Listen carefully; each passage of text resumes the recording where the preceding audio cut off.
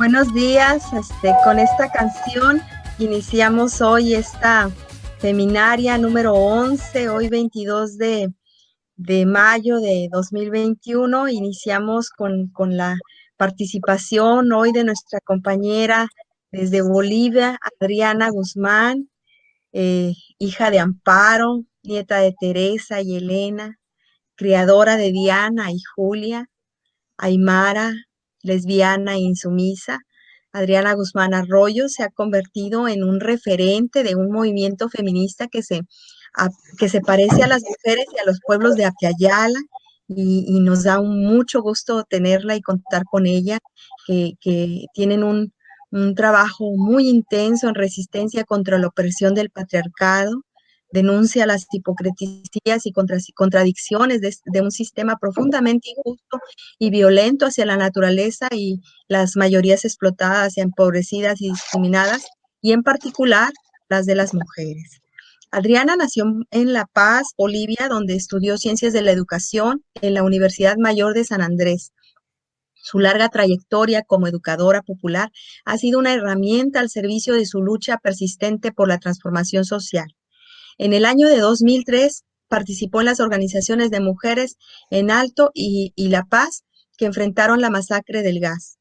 Pronto se sumó a la Asamblea Feminista, que en 2007 se convertiría en la Asamblea del Feminismo Comunitario, aportando las bases, junto a otras compañeras, para la construcción de este movimiento. Se desempeñó como vocera ejecutiva nacional del feminismo comunitario en Bolivia. Guzmán escribe y colabora en diversas publicaciones y es autora del libro Descolonizar la memoria, descolonizar el feminismo, y coautora del libro El tejido en la rebeldía, que es ¿qué es el feminismo comunitario? Bases para la despatriarcalización. Y por eso, bueno, es de verdad un gusto y un placer tenerte aquí en esta feminaria que también pues nació este año con el trabajo de todas las compañeras de Mujeres y la Sexta, que hemos venido reflexionando y justo este cuestionamiento que haces, ¿qué fue el patriarcado? Primero despatriarcalizar, luego descolonizar. Tenemos muchas inquietudes, queremos conocer cuál es su camino, cuáles son los caminos que ustedes han recorrido en esto, porque vemos y observamos que nos llevan, tienen una gran sabiduría por delante y una gran experiencia, y por eso pues estamos dándote la bienvenida, Adriana. Aski, Uruquipan, Cuyacanacas, Guarminacas, Pai, Tinku, Pachaguarmi, muchas gracias por este espacio de encuentro, hermanas, compañeras. Y justo para hablar de esto, de la despatriarcalización, de la descolonización desde la experiencia en Bolivia,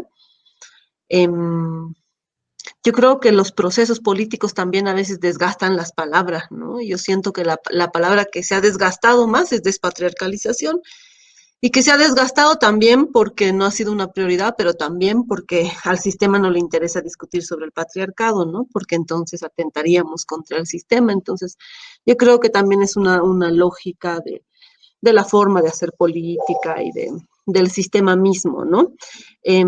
A ver, a mí me gustaría primero situar estas palabras, de dónde han salido, ¿no? Yo creo que es importante recordar que en el proceso boliviano, que le hemos llamado el proceso de cambio, que ha sido en parte la construcción del Estado plurinacional, no solamente, pero en parte sí, las organizaciones hemos sido parte de eso, y otros muchos procesos desde las organizaciones y las comunidades. En ese proceso político es que se han parido estas palabras. O sea, estas palabras no han venido de la academia, nosotras no hemos estudiado descolonización para plantear despatriarcalización, por ejemplo, ¿no? Son palabras que, por lo menos desde donde vemos nosotras, las hemos parido en las calles, sobre todo el 2003, con una memoria larga, ¿no? De resistencia de 500 años, de la guerra del agua, o de la masacre más bien, o del robo de la empresa Bechtel del agua, ¿no? De toda esa memoria acumulada que el 2003 hemos salido a las calles frente a este presidente gringo que mandó a masacrar, y ahí se ha construido una descolonización que tenía que ver con una idea principal, y era que no queremos un patrón. No queremos un patrón más en la casa, no queremos un patrón más en la tierra, no queremos un patrón más tampoco en el gobierno, ¿no? Porque Gonzalo Sánchez de Lozada era una figura clara del patrón, ¿no? Yo recuerdo que el 2005 hubo movilizaciones donde hermanas de distintos ayllus, hermanas, hermanos, llegaron a la ciudad e incluso les obligaban en las calles a sacarse la corbata a los que andaban en la calle con corbata.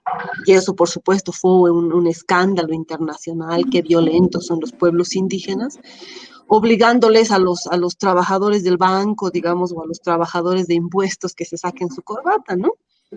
Y para nosotros ese fue un acto de descolonización profundo, porque es esa corbata la que nos ha dominado como terratenientes, como patrones, y esa corbata la que nos ha violado sistemáticamente a las mujeres. Entonces, y muchos también se sacaban la corbata y recordaban que venían de abuelos aymaras y quechuas, y que la corbata te hace olvidarte tus abuelos. Entonces fue esa descolonización la parimos en las calles. Entonces, con todas esas discusiones que empezaron en el 2003, se profundizaron en el 2004 y el 2005 porque seguían las movilizaciones, con todas esas discusiones llegamos al proceso constituyente, ¿no? A la asamblea constituyente que empezó el 2006. Y ahí, por supuesto, ya veníamos con discusiones desde las mujeres, desde la asamblea de mujeres, ya en ese momento se llamaba además asamblea feminista, por ejemplo, ¿no? Y ahí no bastaba pues la descolonización para nosotras. Entonces es en el proceso constituyente que se plantea que hay que descolonizar todo, hay que descolonizar el Estado, hay que descolonizar la política, y con eso se va a acabar con el patriarcado. O sea, se repetía la historia que seguro en la revolución, en la Unión Soviética y en todo lado, ¿no? Que el patriarcado puede esperar o el patriarcado depende del capitalismo, ¿no? Entonces, para nosotros eso no era suficiente y ahí empezamos a discutir de que descolonización no alcanzaba para acabar con el patriarcado. Creo que alguien está con su micrófono abierto, o es... Le pedimos a las compañeras que chequen sus micrófonos, por favor. Mira, voy a silenciar a todos y vuelves a activar tu micrófono, ¿te parece? Ya, parece que ya. Ahora sí. Bueno, es en el proceso constituyente que frente a esta posición de los compañeros de hay que descolonizar y eso es suficiente, que viene también de una memoria larga del indianismo, ¿no? Frente a eso planteamos la despatriarcalización, ¿no? En ese momento por una intuición, ¿no? Por una intuición de que la descolonización no iba a plantearse desde los cuerpos de las mujeres o no miraba cómo vivimos el sistema de opresiones las mujeres. Ahí utilizamos la palabra patriarcado y como ellos hablaban de descolonizar, nosotros hablamos de despatriarcalizar. Yo, por lo menos en mi experiencia, no creo que haya una autoría de la palabra. Lo hemos planteado en las discusiones en el proceso constituyente, ha tenido diferentes momentos, yo creo, de nombrarse esa palabra, pero en mi experiencia ha sido eso, ¿no? Frente a la descolonización, nosotros hemos planteado la despatriarcalización. ¿Cuál contenía a cuál?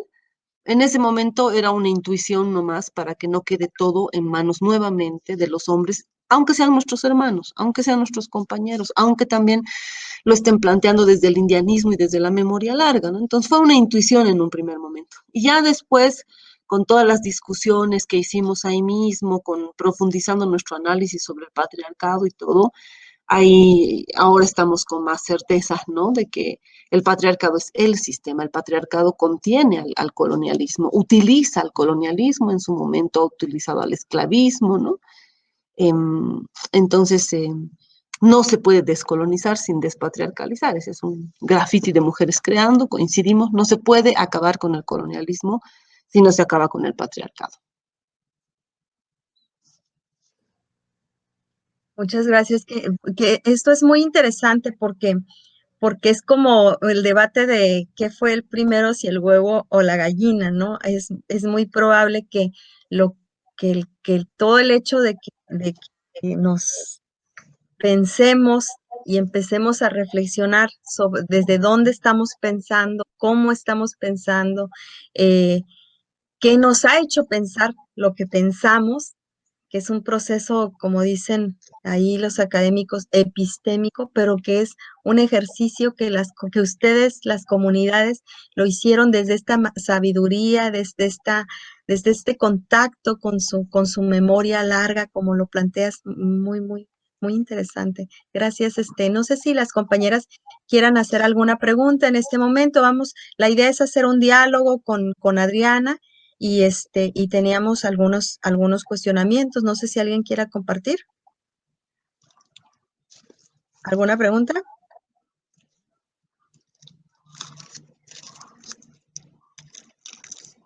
Yo tenía una igual, la planteo en lo que las compañeras pueden plantear, también pueden comentarlas acá en el chat.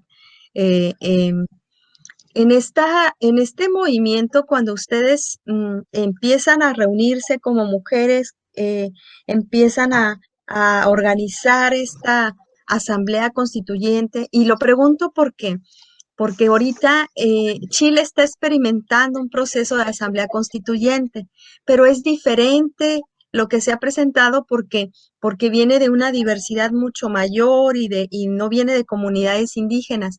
Y esto no sé cómo vaya a marcar estas diferencias de estas constituyentes se van a ir definiendo. Pero, ¿qué es lo que ustedes enfrentaron o cuáles fueron los principales desafíos al organizarse como mujeres y enfrentar un Estado totalmente patriarcal y muy racista? Bueno, a ver, justamente hablando con hermanas de Chile ahora, ¿no? Em, Muchas hermanas dicen que la constituyente en Chile es una trampa, ¿no? Es un engaño.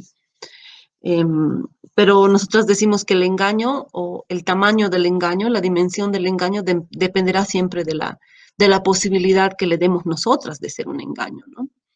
Es su dimensión, no estoy diciendo que las constituyentes solucionan o acaban con el sistema. En el caso de nuestra experiencia en Bolivia, pensábamos que una asamblea constituyente y una nueva constitución podía transformarlo todo, podía acabar con el sistema capitalista, construir o plantear como forma de vida el vivir bien y organizarnos territorialmente, y entonces que no haya eh, pobreza porque no va a haber riqueza, ¿no? Esa también fue una ingenuidad nuestra, porque no es cierto, el Estado no hace eso. La constituyente nos ha servido sobre todo como pueblos para discutir lo que queremos, para acordar lo que queremos, eh, partiendo justamente de lo que no queríamos, ¿no? No queríamos gobiernos neoliberales, no queríamos seguir entregando todo a las transnacionales, no queríamos que nuestras guaguas no puedan estudiar, ¿no? Entonces yo creo que para eso nos ha servido la constituyente, para discutir como pueblos qué tenemos, qué podemos aportar y desde ahí qué queremos construir, ¿no? En vez de siempre esperar en estas lógicas de los gobiernos que proponen desarrollo, cemento, carreteras, y que eso es la única forma de vida, ¿no? Lo más difícil para nosotras yo creo que ha sido enfrentar permanentemente esa contradicción, ¿no? Ir con toda la ingenuidad. Por ejemplo, el 2003 ya empezamos a escribir. El 2003 sale la agenda del gas, así le llamamos, ¿no? Sale una agenda donde ya se plantea la Asamblea Constituyente y otros puntos más. Es una agenda de 10 puntos, ¿no? La Asamblea Constituyente, la nacionalización de los hidrocarburos, la descolonización de la educación. Son 10 puntos que se le dan como mandato a Evo Morales en su primera elección en el 2005. Entonces, él no va solamente porque era Evo Morales, él va porque las organizaciones sociales nos ponemos de acuerdo y le damos un mandato, un trabajo que hacer, que eran estos 10 puntos, que cumple más o menos la mitad, como 5 puntos se han cumplido de esa agenda. Se va a Asamblea Constituyente, se nacionalizan los hidrocarburos, ¿no? Y se plantea una ley de educación que dice que la educación es descolonizadora y despatriarcalizadora. Entonces, cuando se convoca a la Asamblea Constituyente, era una gran emoción, era ver concretarse la discusión del 2003, por la cual muchos hermanos y algunas hermanas han sido asesinados. Se concreta esto y lo primero que nos plantean es que va a ser una elección democrática. Por tanto, estaban como candidatos los empresarios ladrones. Samuel Doria Medina es uno de los empresarios más grandes de Bolivia, empresario del cemento, que ha destruido comunidades enteras para sacar la piedra caliza para hacer cemento y él enriquecerse y dejar a las comunidades como un hueco nada más, donde no se puede vivir, con hermanas y hermanos con enfermedades en los pulmones, por todo lo que significa procesar el cemento, ¿no? Entonces, este empresario millonario era el primer candidato constituyente. Y a nosotros nos parecía una contradicción total y así empiezan a aparecer todos los fascistas, los racistas, los terratenientes, los dueños de haciendas eran candidatos. Entonces, esta contradicción permanente, ¿no? Estábamos logrando algo que queríamos, pero había que ceder un poco en sus reglas, tenía que ser democráticamente y entonces todos tenían derecho a candidatear, pues, ¿no? La peleamos y ahí se logró los escaños especiales que ahora han dicho en Chile. Nosotros logramos representación especial para los pueblos indígenas, no la que esperábamos, porque para nosotras esta constituyente era como la reivindicación frente a la constitución de la República. En la República, en el 1825, los pueblos indígenas no participaron. Entonces, hoy la participación tenía que ser mayoritaria. No logramos eso en términos de las reglas democráticas con las que se entró a la constituyente. Pero al votar sí logramos eso. El 53% de las y los constituyentes eran de pueblos indígenas originarios campesinos. La mayor parte no sabía leer y escribir. Y ese fue un cuestionamiento nacional, que cómo iban a ser constituyentes si no sabían leer y escribir, ¿no? Y justamente eso era fundamental para nosotras, para que planteen la constitución desde otra epistemología y no pues copiarse la misma constitución, no sé, de, del País Vasco o de otros lugares donde también estaban discutiendo sobre su relación con el Estado, ¿no? Entonces, era una contradicción que se convirtió en una lucha y adentro de la constituyente se hicieron, nosotras pensábamos que iba a ser una asamblea permanente donde todo se iba a discutir, ¿no? Pero se hicieron comisiones, una comisión de la forma de Estado, otra comisión del modelo económico, otra comisión de derechos fundamentales, ¿no? Y ahí ya no nos alcanzaba para estar en todas las comisiones. Eso también sentimos que era como una trampa, ¿no? Que todo debería haberse discutido en asamblea. Pero bueno, fue la forma, supongo, de trabajar. Y íbamos a la comisión de forma de Estado y no entendíamos nada. Y ahí ellos llamaban a especialistas a dar charlas. Entonces, era una contradicción permanente, pero que la convertíamos en lucha. Ahí nosotros dijimos, bueno, el Estado tiene que ser plurinacional. Nos dijeron, eso no es posible porque se borraría la historia del Estado nacional, ¿no? A nosotras no nos importaba que se borre esa historia. Por supuesto, a los nacionalistas, que son fascistas y colonialistas, sí. Y fue igual un debate nacional. Entonces, yo creo que lo mejor de la constituyente, donde se parió finalmente la despatriarcalización, aunque no se la incluyó en la constitución, lo mejor fue que la constituyente se hizo afuera, se hizo en las calles, se hizo en los colegios, en las organizaciones sociales, en las organizaciones de mujeres, en los clubes de madres, en las organizaciones deportivas. Todo el mundo discutía de la constitución, ¿no? Todo el mundo quería poner algo, quería poner un artículo, ¿no? Entonces los constituyentes eran los que elaboraban el texto, pero el país entero discutió sobre qué Estado queríamos, cuáles tenían que ser los derechos fundamentales, qué significaba lo plurinacional frente a lo nacional, que por qué había que darles tanto espacio a los pueblos indígenas, que por qué había que hablar dos idiomas, porque la Constitución establece que todas las personas tienen que hablar dos idiomas, el castellano y un idioma indígena, ¿no? Entonces, mucha gente le parecía que eso era una imposición, un atrevimiento, ¿no? Y que estar hablando aymara. Fue una escuela maravillosa la constituyente.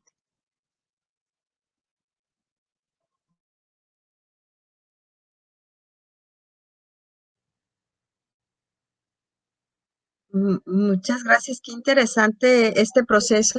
A mí me gustaría escuchar más sobre esta parte de lo que fue la educación, pero vamos a darle espacio a las compañeras. ¿Alguien quiere participar, hacer alguna pregunta o les han surgido algunas dudas? Sí, yo tengo una.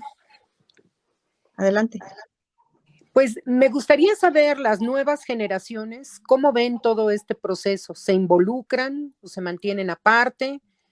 o sí aquilatan los avances que hay, porque ya la mujer no tiene el mismo papel relegado, ¿no? La verdad es que no es porque haya una concesión graciosa del patriarcado, sino por estas luchas, ¿no? Justamente es autogestiva, la apreciamos muchísimo y es un ejemplo al mundo, pero ¿qué pasa con las jóvenes? ¿Ellas cómo lo toman? Yo creo que la constituyente fue muy importante, fue una escuela de formación política, digo yo siempre. Todas tuvimos que discutir, todas tuvimos que leer para empezar la anterior constitución, saber lo que no queríamos. Yo ni conocía la anterior constitución, me acuerdo de esa época, pero leíamos, nos juntábamos para estudiar la constituyente. Recuerdo que todas llevábamos las constituciones y las propuestas y todo en nuestras bolsas, en los aguayos. Decían las hermanas, ya no solo hay que cargar a las guaguas, sino hay que poner además la constitución, ¿no? Para estudiar y para ver qué no queríamos, para proponer otras cosas.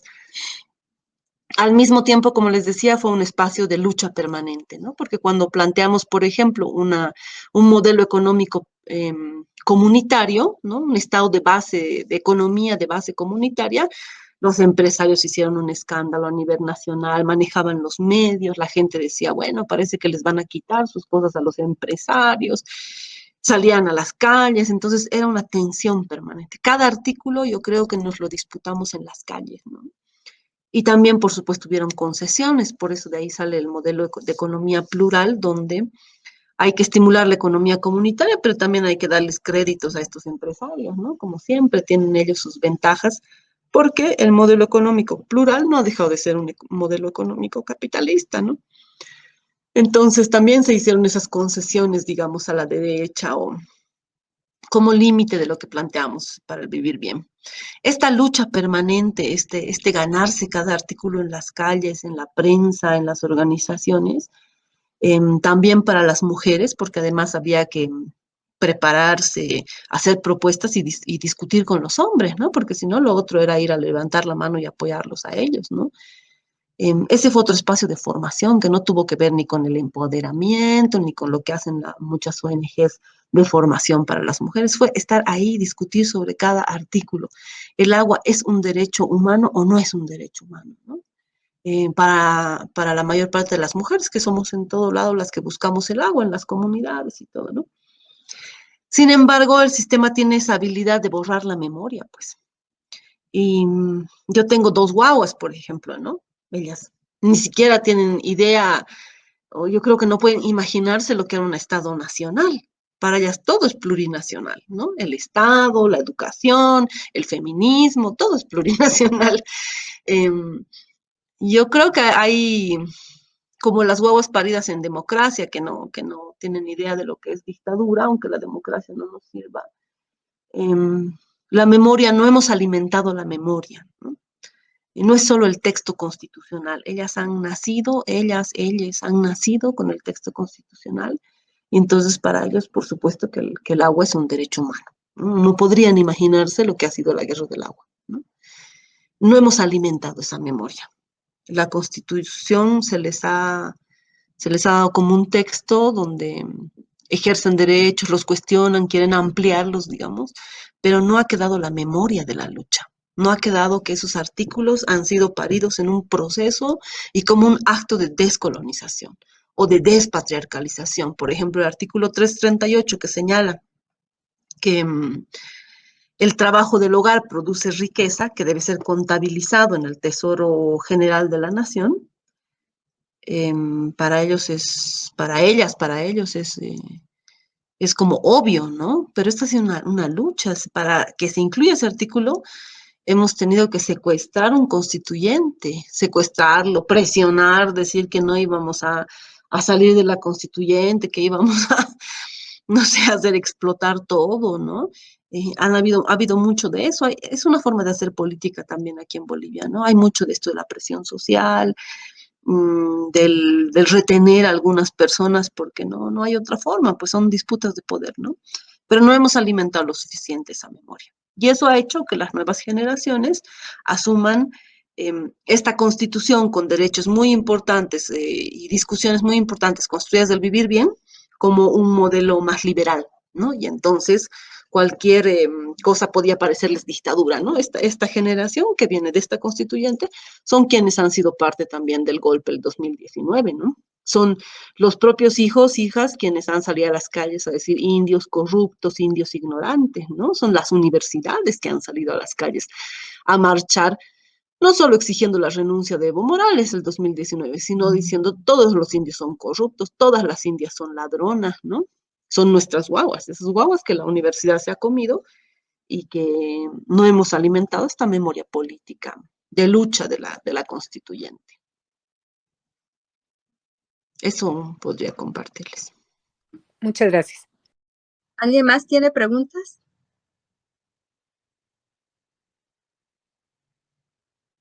¿No? Adelante, Esperanza. Hola, compañeras. Justo retomando lo que nos planteas ahorita de la memoria, Adriana, ¿no? Y cómo mencionas también que la memoria de las cuerpas, ancestral, de los territorios, pues son esa herramienta para luchar contra el poder. Y nos dices ahorita que falta esta memoria de la constituyente. Bueno, pero ¿qué están haciendo ustedes para transmitir esa memoria con otras mujeres? ¿Cómo se están organizando para la transmisión de la memoria?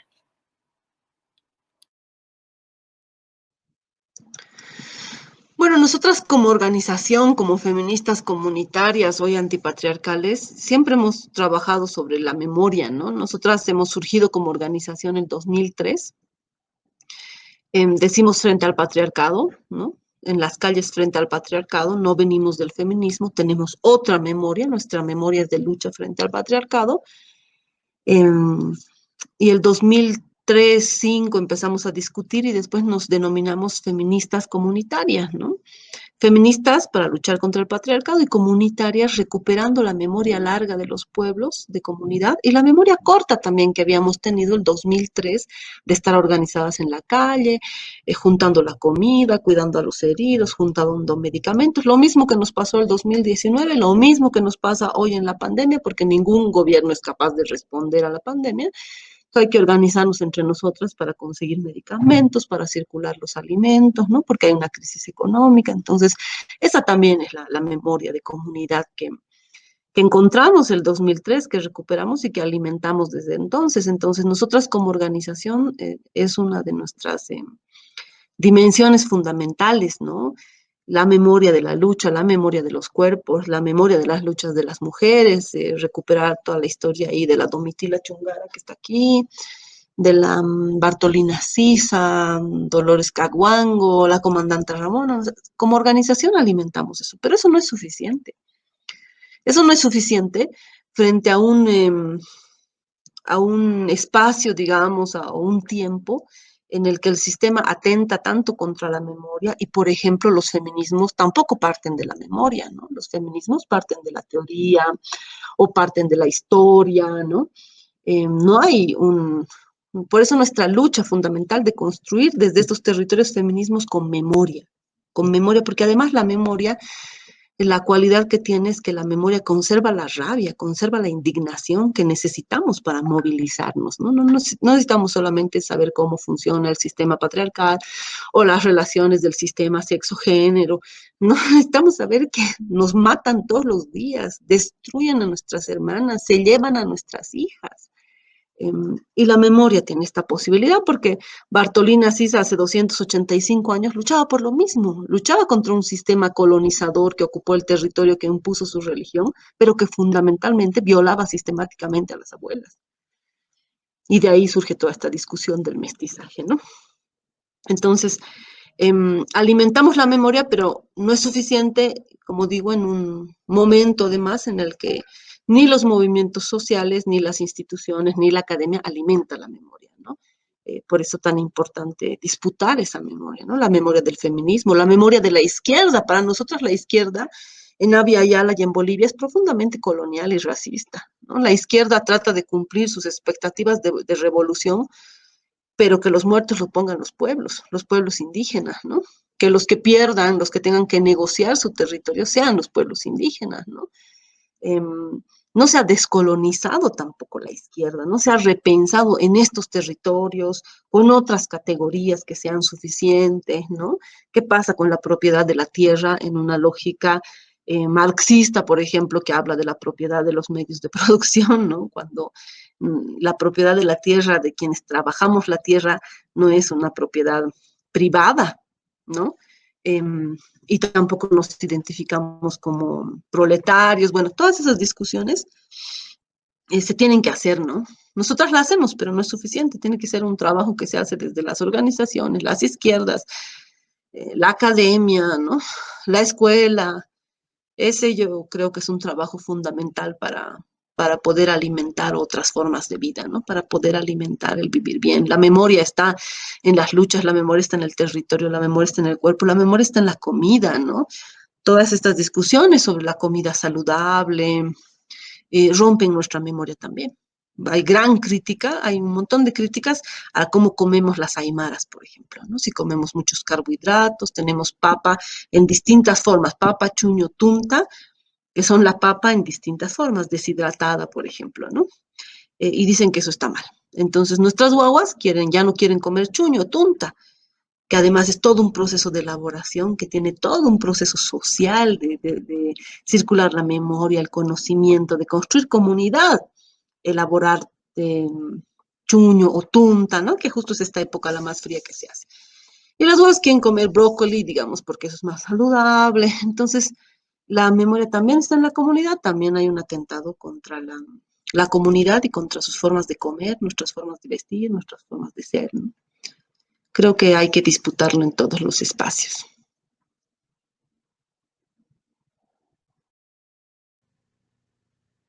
¿Alguien más tiene preguntas?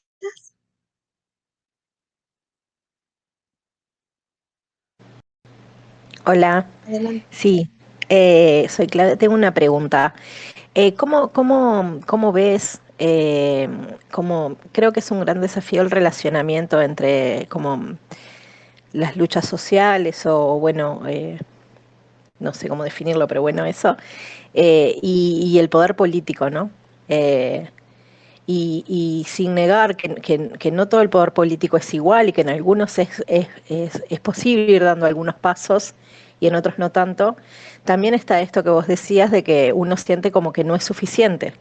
Entonces, cómo lo imaginás o cómo lo ven eh, de aquí para adelante? ¿Cómo imaginan ese relacionamiento o cómo lo están viendo eso? Mm, a ver, no sé si he entendido bien, pero em, nosotras el 2003 comenzamos toda una organización, por supuesto, pariendo un feminismo comunitario que no hubiera sido posible de parir o de proponer si no hubiera sido en un contexto político nacional, donde estábamos discutiendo del colonialismo, de por qué se llevan los recursos, de los gobiernos neoliberales. Entonces fue un momento político importante en todo el país, ¿no? En todo el territorio y en parte en la región también. En la Argentina estaba el Corralito, eh, habían conflictos sociales o más bien insurrecciones sociales en distintos lugares, ¿no? Entonces, todas esas discusiones que hicimos desembocaron en la Asamblea Constituyente, que se concretaron en algún sentido en el texto constitucional, en algunas leyes, en algunos programas, ¿no? Y ahí, tal vez sin pensarlo, porque nunca fue, a diferencia de la izquierda que plantea la toma del poder, nosotras digo como pueblo, no solo como organización, el asunto no era tomar el poder, tener el Estado, ¿no? Ese no fue un planteamiento en la masacre del gas. Pero por la constituyente y todo, terminamos muy vinculados al Estado, ¿no? Todas las organizaciones sociales. Prácticamente se planteaba que era un gobierno de las organizaciones sociales. Y en parte no nos creímos, nos dimos cuenta después que no, era un gobierno de un grupo de personas, presidente y ministros, etcétera, que tienen que ejecutar todos los planteamientos de la Asamblea Plurinacional y que las organizaciones sociales estábamos ahí aportando, defendiendo, resistiendo frente a la derecha, pero no estábamos gobernando. No, no es cierto, no hemos gobernado como organizaciones. muchos de nuestros planteamientos han sido ejecutados por el gobierno, como la nacionalización de los hidrocarburos, como la promulgación de la ley 070 de educación, que plantea que la educación debe ser descolonizadora, despatriarcalizadora, intracultural e intercultural de base comunitaria, ¿no? Entonces, varias cosas las ha hecho el gobierno, pero no estábamos como organizaciones en el gobierno, ¿no? Se dialogaba con las organizaciones, se llevaban algunos pedidos, otros no. Un pedido que tuvimos por muchos años fue la nacionalización de la minería, de las transnacionales mineras, para, desde la nacionalización, plantear como organizaciones sociales alguna otra forma de relación con el mineral que no fuera el extractivismo, ¿no? Porque también es cierto que en nuestra memoria larga, siempre nuestros pueblos han sacado mineral, se han vestido con plata, se han puesto aretes, cosas de plata, pero no en una lógica extractivista, no para la acumulación del poder, ¿no? Entonces, pensar que no se va a tocar nunca más el cerro, por ejemplo, también no era así, ¿no? Bueno, esas cosas se plantearon, pero tampoco se hicieron, ¿no? Nos dijeron nos mostraron, no solo nos dijeron que los contratos con las empresas eran contratos de 100 años, por ejemplo, ¿no? Contratos firmados por otros gobiernos por 100 años. Revertir esos contratos significaba indemnizar a estas empresas y supuestamente eso era mucho dinero, ¿no? Ahora yo entiendo que no importaba, pues, que se podía o indemnizar o sacarlas y enfrentar los juicios internacionales. O sea que no hubo la voluntad política para sacar a esas transnacionales mineras. No la hay hasta ahora, porque esas transnacionales siguen destruyendo el Salar de Uyuni, por ejemplo, que es fundamental como un espacio energético, como un espacio ancestral, y que también es fundamental porque muchos pueblos viven ahí, ¿no? Entonces nuestra relación con el Estado quedó tan cercana, sin haber sido planeada, que muchas veces yo sentía que estábamos como defendiendo siempre al Estado, ¿no? Cuando estás tan dentro ya no puedes ser crítica, entonces puedes proponer cosas, pero cuando alguien cuestiona algo ya es un ataque, ¿no? Ya no defendíamos al Estado como si fuéramos el Estado. Eso es parte de la autocrítica, ¿no? Pero también entendiendo que era un proceso político importante, donde realmente las organizaciones sociales planteábamos cosas que se ejecutaban, no todas, pero se ejecutaban. Era un momento distinto, ¿no? Con el tiempo esa relación se fue, por supuesto, debilitando porque no todo lo que queríamos se podía hacer, ¿no? Desde quienes, habían como dos tendencias dentro del gobierno, una más desde el vivir bien, diría yo, y otra más desde una izquierda un poco de centro que planteaba que había que negociar con los empresarios, que había que generar gobernabilidad, que había que estimular la inversión privada para mantener una estabilidad económica, ¿no? Cuando nosotros decíamos qué es estabilidad económica, el ministro que hoy es presidente, Luis Arce, nos decía la capacidad, el poder adquisitivo, cuánta plata tienes para ir al mercado, ¿no? Y nosotros decíamos, eso no es para nosotras vivir bien. Vivir bien es que todos tengan, aunque sea un poco, que pueda circular para todos la comida. Bueno, em, esta relación fue, yo creo, tan cercana que aprendimos también de eso, de que hay cosas que se pueden hacer con el Estado, que hay que exigirle al Estado. Finalmente el Estado existe, ¿no? Y no podemos decir que no sirve para nada y no exigirle lo que tiene que hacer. El Estado va a seguir administrando el sistema, pero va a hacerlo en las condiciones que él quiera si no le exigimos como organizaciones otras condiciones, ¿no? Entonces, yo creo que hay que exigirle al sistema, hay que dialogar hay que exigirle más que dialogar, ¿no? Hay que exigirle, presionar, puede ser en mesas de diálogos o con piedras en las calles, como fuera necesario, ¿no? Pero hay que exigirle al Estado porque existe. Y por otro lado hay que profundizar la autonomía, la autoorganización, ¿no? Porque ahí realmente está la posibilidad de construcción del vivir bien, de otro mundo posible, ¿no? En la recuperación de nuestro poder, es que siempre le damos al Estado para que haga leyes, para que haga proyectos, para que dé salud, ¿no? Sabiendo que al final somos nosotras nomás las que generamos nuestra seguridad en salud, ¿no? Pero nos han quitado tanto esa fuerza con la institucionalidad que se la damos al Estado. Entonces yo creo que hay que estar en los dos lugares, ¿no? Y también hay que recuperar esos aprendizajes, como el caso de Bolivia, de Venezuela y otros, que las organizaciones hemos estado tan cerca del Estado, eh, que hemos podido ver que no es el Estado el espacio de transformación. No, no se trata de que el Estado sea plurinacional o social, demócrata o no, se trata de que el Estado sirva para que las organizaciones y comunidades puedan profundizar su autonomía y su autogobierno hasta que el Estado desaparezca, hasta que no necesitemos el Estado, ¿no? Sobre todo en el caso de las mujeres, porque se han transformado muchas cosas, decía yo, la educación, se han planteado varias cosas, ¿no? En el modelo económico también, pero la despatriarcalización que se planteó como palabra no se concretó como un verdadero, no sé, programa, forma, ¿no? Discutir sobre el patriarcado no fue una prioridad.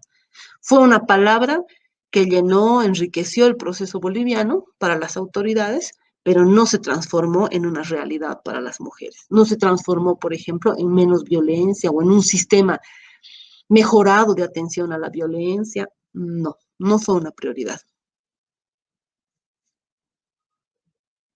Eso podría compartir. Muchas gracias. No sé si alguien más tenga preguntas. Adelante, Angélica. Hola, buenos días a todas. Me da mucho gusto saberlas aquí y escuchar a la compa. Eres Adriana, ¿verdad? Me da mucho gusto porque la he escuchado en otros espacios, en conferencias o así, me quedo siempre muy impresionada. Lo que yo quería compartir es que ustedes tienen como muy avanzado el proceso de que estamos en este sistema, ¿no? Evidentemente capitalista, con esta política económica en su fase de privatización de todos los recursos públicos, el avasallamiento contra todas las organizaciones, el golpeteo permanente, así sean gobiernos de cualquier tipo. O sea, me refiero al gobierno de ustedes en Bolivia con Evo Morales, y me refiero también aquí por la situación que vivimos en México. Entonces creo que en algún punto nos parecemos en este momento, ¿no? Pero me gustó mucho eso que comentaste, lo iba a comentar antes de que lo dijera, pero eso de que ustedes mismas han llevado su proceso de análisis, de reflexión, a que mientras no se puede cambiar y desterrar totalmente el Estado, hay que continuar la organización. Yo creo que exigir es poco para los gobiernos, ¿no? Yo creo que se tiene que arrebatar. ¿Y cómo se arrebata? Pues con organización, con autogestión y de una manera muy sistemática, o sea, siendo muy certera y cada vez mejorando las estrategias. Entonces, eso me parece muy importante. Creo que es muy admirable el proceso que ustedes han llevado allá, mucho, porque han podido lograr lo que quisiéramos hacer en otros espacios, pero que no hemos podido hacer. Tal vez tenga que ver con esta parte de la identidad, ¿no? De sentirse iguales, de sentirse cercanas, de sentirse como queridas entre ustedes mismas, ¿no? Que yo creo que ustedes son las que han llevado esta parte a que los mismos hombres pues tengan que trabajar sus propios procesos, sin que ustedes tengan que andar ahí como una especie de maternar a hombres ya grandes, ¿no? Sino que ellos tienen que tomar su camino y deconstruirse si es que quieren estar con estas mujeres, ¿no? Si son heterosexuales, si quieren estar con estas mujeres, ¿no? Que han llevado ese proceso tan veloz, ¿no? Para mí es un proceso veloz, ¿no? Por toda la carga que tenemos del patriarcado desde hace miles de años, ¿no? Entonces, a mí me parece muy impresionante. Yo creo que sí tenemos mucho que aprender en nuestros contextos, me queda claro, ¿no? Aquí, yo vivo aquí en Ciudad de México y es otra cuestión, ¿no? Otra cuestión porque estamos muy separadas, nos dividen muchísimas cosas, muchísimo espacio, la economía, la lucha diaria, nuestra vida personal que a veces nos va llevando en esa vorágine también de aguantar cosas, ¿no? De manera de vivir violencia, por ejemplo, o muchos tipos de violencia, ¿no? Y también a veces de invisibilizar lo que vives en casa, ¿no? Porque es una cuestión de que incluso es un tabú, ¿no? La violencia es un tabú, entonces nos da miedo, nos da pena hablar de ello. Entonces, sí, me refiero a la violencia más cercana, que sería la de pareja, o a la que vives, si vives violencia con tu mamá, con tu papá, con tus hermanos, con tu familia, a esa me refiero, o con la pareja. Entonces sí es muy difícil, muy diferente en cada contexto, pero creo que sí se pueden aprender muchísimo de estas lecciones y estas palabras que nos estás brindando, para que vayamos nosotras también proponiendo desde nuestros propios espacios laborales o en los barrios, en los pueblos, otras formas como lo han hecho las compas zapatistas, ¿no? Sin dudar, que son como parte de nuestro referente primero, y a donde a muchas nos gustaría estar trabajando de esa manera, aunque tenemos otros contextos, pero siempre hay que irle construyendo. Yo creo que en general las mujeres, en cada espacio del mundo que están luchando, que no paran de luchar constantemente, creo que nos abren paso en cada segundo. Y aunque sabemos que la violencia se empeora cuando las mujeres luchan, cuando las mujeres se unen, se vuelven desde muy sofisticados hasta muy grotescas las violencias, hasta llegar al feminicidio, que es más cada vez más. O sea, entre las mujeres nos tratamos de organizar y de salir y de hablar y de protegernos, de curarnos. Llegan otras formas de violencia, entonces tenemos que ir caminando rápido para poder ir tapando eso, ir subsanando lo que nos pueda ir causando y seguir adelante.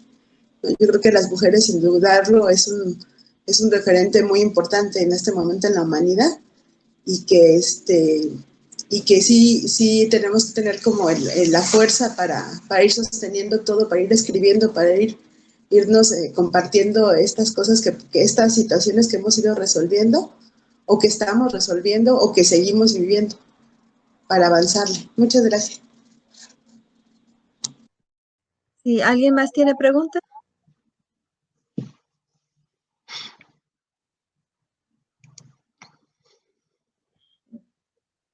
Pues si alguien más no sé. Adelante, Franco. Hola, muchas gracias. Yo quería preguntar cuál es el rol del lenguaje en todo este proceso. ¿Qué mundos nos viene a traer? Si podemos utilizar el lenguaje de las lenguas indígenas como herramienta de organización interna, si nos viene a plantear otras maneras de ver el mundo y cómo podemos hacer para procesarlo y a la vez internalizarlo. Gracias.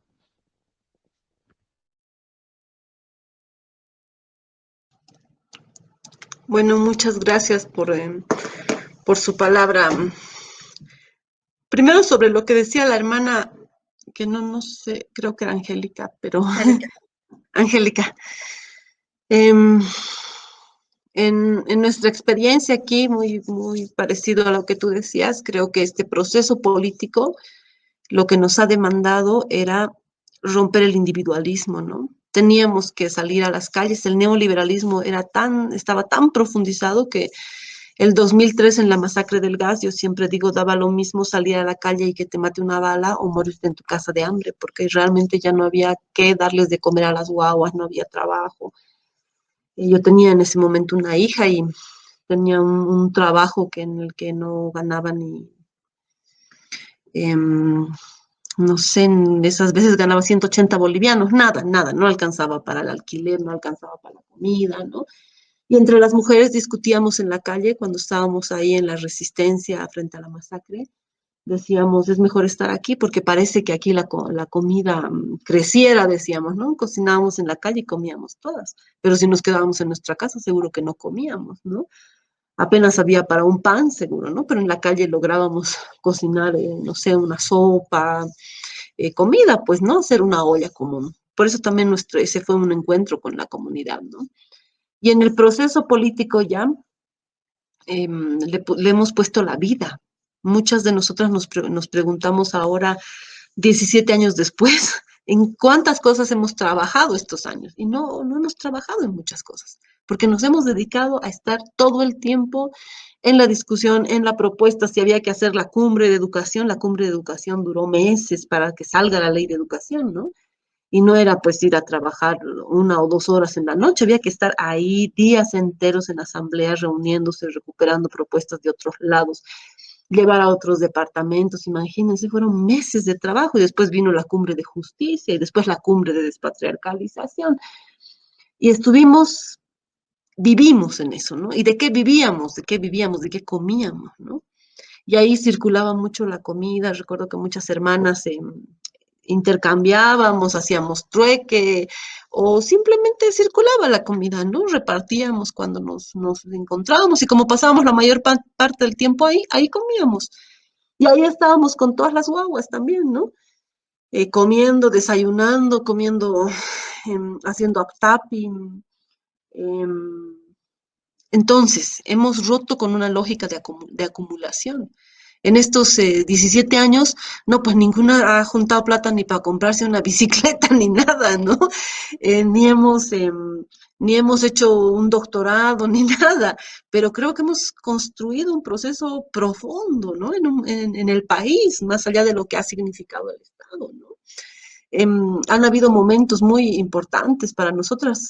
Cuando planteamos la despatriarcalización, después logramos discutir a nivel nacional la despatriarcalización en cumbres con mujeres en los 9 departamentos, y de ahí salió esto que se llama Plan Nacional de Igualdad de Oportunidades, que lo firma el Evo como presidente en 2008, y que es el primer documento oficial donde el Estado plurinacional menciona al patriarcado y la lucha contra el patriarcado, ¿no?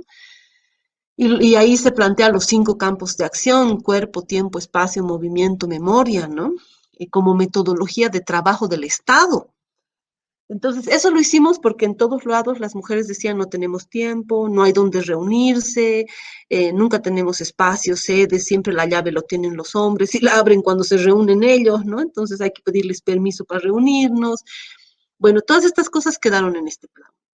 Se hizo este plan y se logró que fuera una política pública. Se aprobó el 2008. Y luego, para que se aplique en todos los ministerios, nos convocaron a nosotras que habíamos escrito, pues, ¿no? Y nos dijeron: bueno, entonces vayan a economía y planteen un presupuesto despatriarcalizador. Y cuando fuimos a economía vimos que los presupuestos eran unas hojas Excel, cuadraditos que mandaba el Banco Mundial.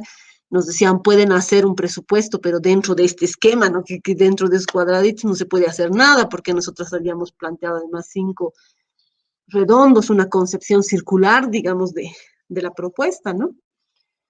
Yo no sé si hubieran aceptado un presupuesto despatriarcalizador, pero sé que no logramos hacer un presupuesto despatriarcalizador. No logramos comprender o desarmar todo eso, toda esa forma de organización del presupuesto que tenía el Estado, ¿no? Un gran cuadrado así era para las Fuerzas Armadas, otro gran cuadrado así era para el Estado, y había una cosita así para la lucha contra la violencia, y una cosita así, 0.03 para la violencia, 0.7 para la educación. Y no logramos, no hicimos un par de propuestas, pero no lográbamos construir semejante dimensión de presupuesto, ¿no? En lógicas despatriarcalizadoras, ¿no? Yo creo también que porque justamente el Estado no es la solución, ¿no? Una comunidad puede organizarse, puede redistribuir, y por eso, ¿cómo un Estado va a poder responder a 12 millones de personas en el caso de Bolivia? Imposible. Una persona peor, ¿cómo el Evo iba a responder a 12 millones, ¿no? Pero bueno, con esto quería decir que tuvimos la posibilidad de plantear muchas cosas dentro del Estado, hicimos muchas, otras no las logramos, no dio nuestra creatividad, capacidad, no pudimos, ¿no?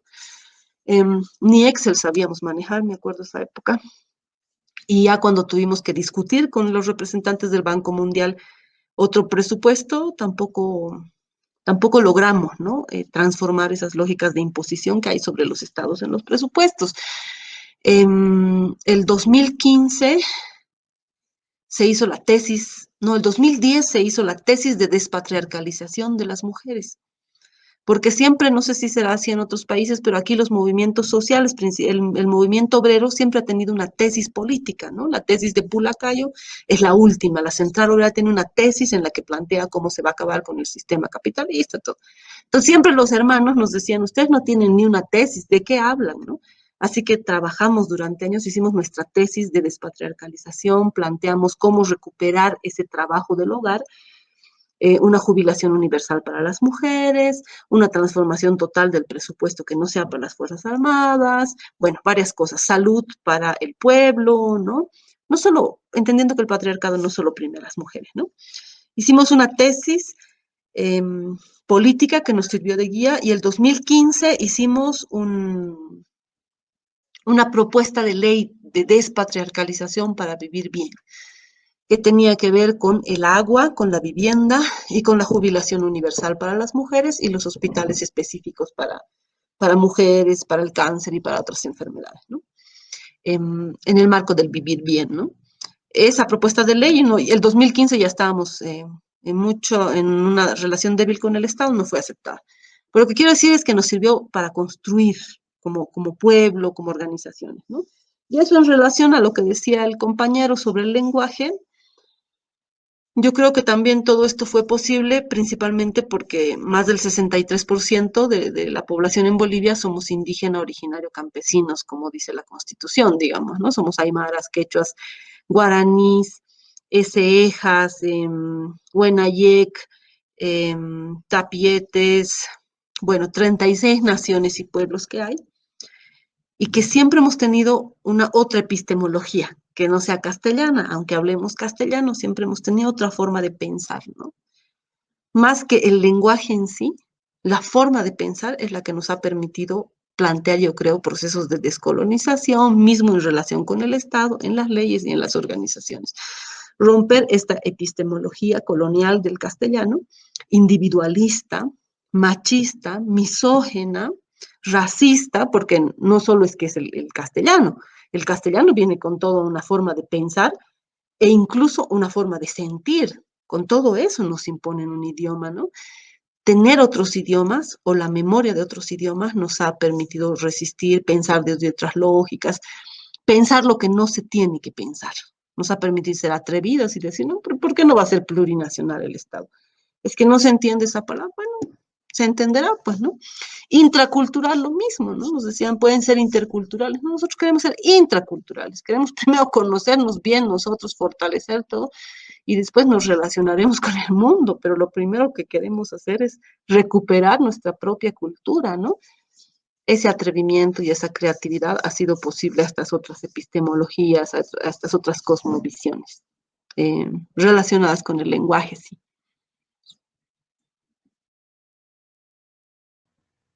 Gracias. ¿Alguien más que tenga pregunta?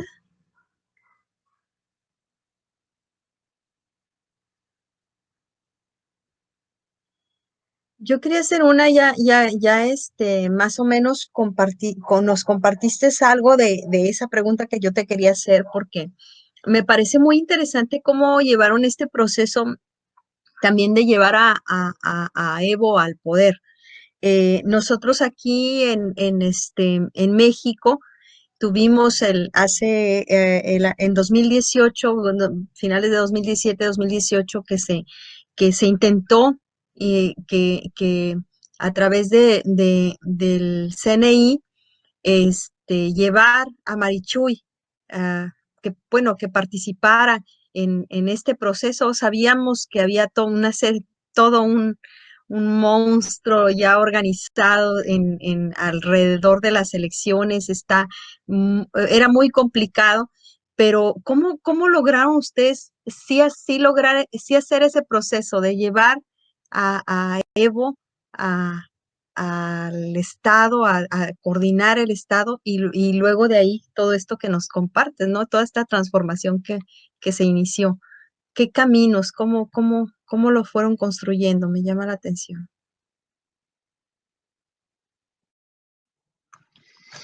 Yo creo que hubieron varios caminos, ¿no? El 2003, en la masacre del gas, sabíamos terminamos de entender que estos presidentes que eran doctores, que habían estudiado en Harvard, que eran muy inteligentes o muy, no sé, con muchos títulos, todas esas cosas, estos señores se habían robado el país, que era una cosa que no veíamos antes.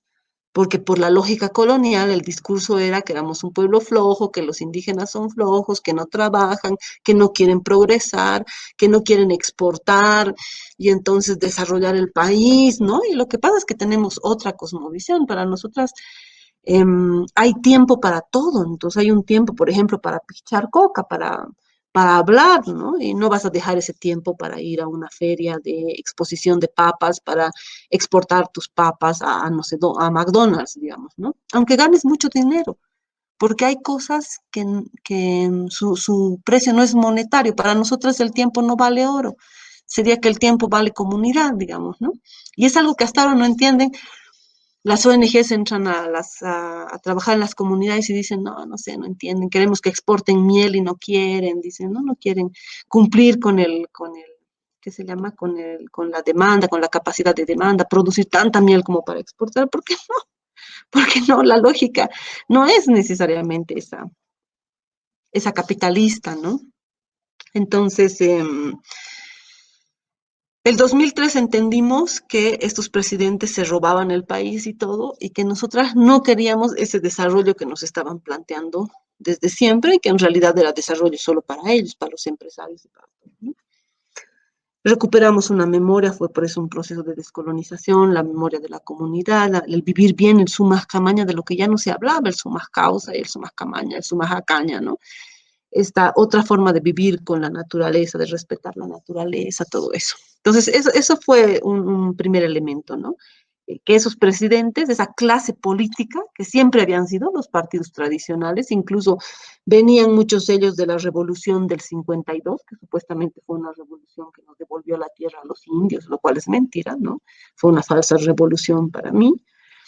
Eh, Se acabó esta clase política para nosotras, ¿no? Como pueblo ya sabíamos que todo esto nos servía. Eso daba espacio a otras personas, quienes podían ser los pueblos indígenas, originarios, campesinos, ¿no? Porque todos estos otros empresarios, intelectuales, Carlos Mesa, que fue vicepresidente, era un intelectual, historiador, ¿no? Todo esto ya no nos servía, ¿no? Ese fue un primer elemento. El otro es el indianismo.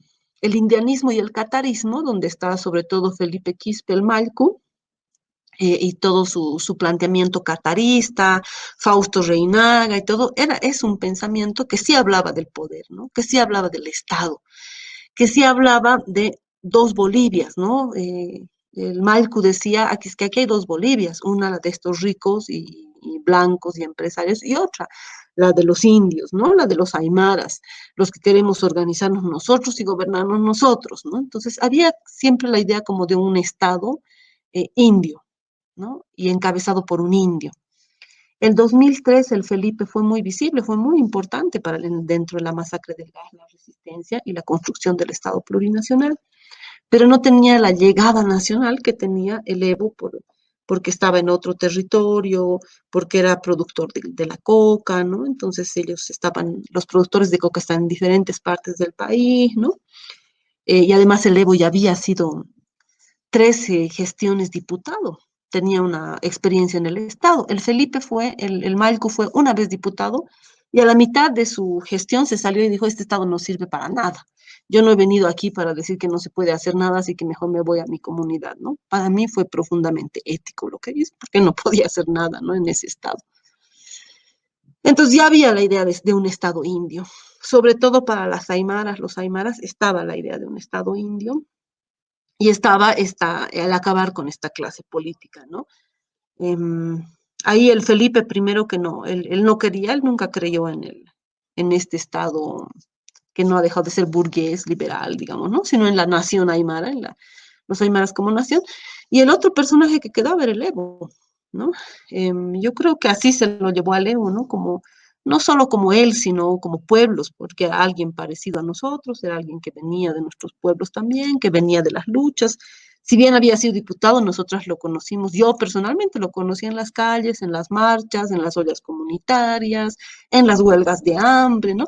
No era un señor imaginario de esos que nunca vas a conocer, nunca te vas a cruzar en el mercado, como los presidentes que teníamos antes, ¿no?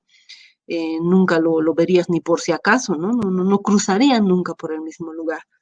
Y bueno, todas esas cosas yo creo que coincidieron como para pensar que era momento de autogobernarnos, era momento de tomar ese espacio para hacer las transformaciones que queríamos, ¿no? Y por otro lado, queríamos constituyente. Eso se quería desde los años 90. Los pueblos indígenas venían pidiendo una asamblea constituyente desde los años 90 y no había otra forma que hacerla que tomando la presidencia, pues, ¿no? Creo que todas esas cosas se juntaron como para elegir al Evo, ¿no? Y no fue en los términos de la democracia donde fuimos a votar solo por el Evo, sino fue en los términos de la comunidad, donde las autoridades tienen un mandato, tienen 10 tareas que hacer para el año, ¿no? En las comunidades las autoridades tienen una tarea que hacer y no se hace fiesta cuando se nombra a la autoridad, se hace fiesta al final, si ha hecho su tarea, si no ha hecho su tarea no se hace fiesta, ni se le abraza, ni se le agradece, ni nada. Aquí es al revés, ¿no? Y se combinó eso, se le dio a Evo un mandato y se le exigió permanentemente y se le apoyó de que hiciera ese mandato, ¿no? Por eso logró cumplir gran parte de la agenda del gas.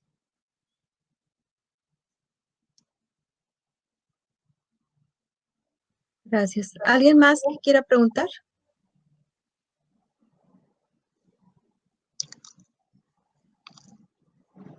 Adelante, sí. ¿Alguien más?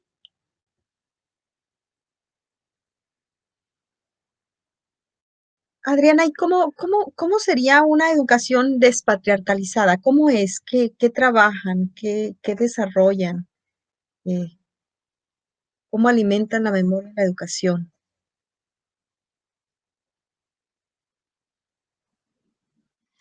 Em, Fue tan fuerte la pelea en la Asamblea Constituyente de que entrara la palabra despatriarcalización, que sea un Estado despatriarcalizador y descolonizador, que al final que no entró hubo mucho descontento de las organizaciones de mujeres, ¿no? Muchas mujeres que ni terminábamos de entender bien la palabra, pero que nos parecía necesario, ¿no?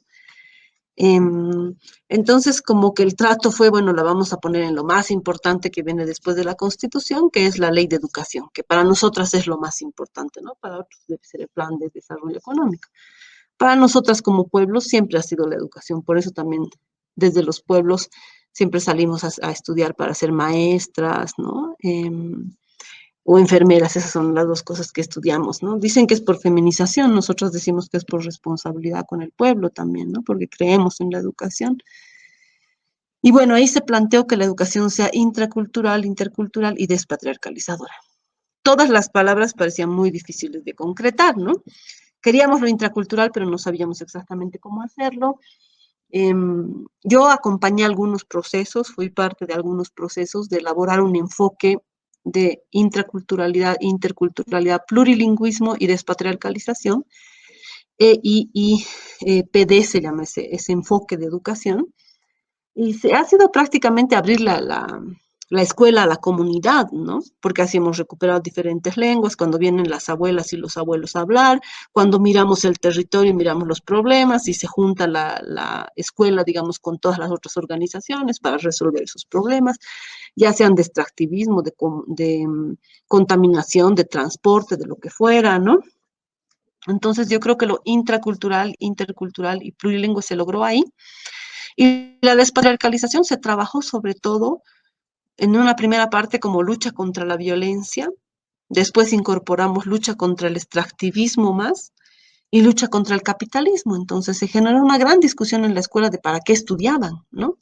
El pueblo guaraní, la Asamblea del Pueblo Guaraní planteó que la escuela no acabara con el bachillerato, ¿no? Que es escuela en la vida, o sea que siempre están en la escuela.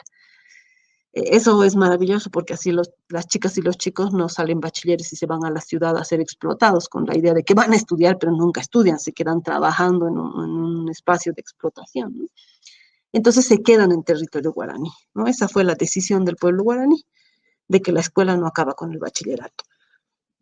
Eso para mí también es despatriarcalización, porque lucha contra el sistema capitalista, no te incorporas al mercado laboral, ¿no? Y empiezas a tributar al mercado laboral, sino apoyas, tributas y eres parte de la comunidad.